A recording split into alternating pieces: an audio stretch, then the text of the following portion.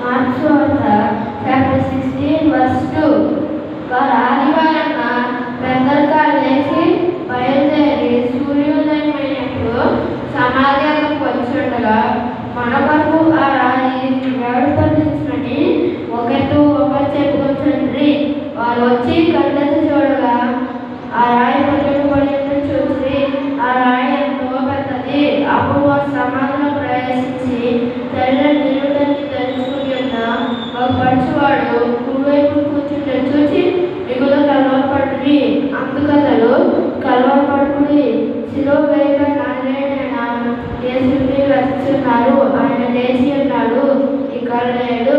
ఆయన ఉంచిస్తాను చూడండి. మీ వెళ్ళి ఆయన మీకంటే కొద్దిగా గల్లెలను గెలుచున్నాడని ఆయన మీతో చెప్పినట్టు అక్కడ మీరు ఆయన చూస్తున్నట్టు ఆయన శిష్యులతోనూ పేదలతోనూ చెప్పడాను. వారు బయటికి వచ్చి విస్మయండి వణుకుచూ సమాధి అక్కడి పారిపోయి వారు భయపడినందున ఎవరితో ఏమీ చెప్పలేదు. ఆమేన్.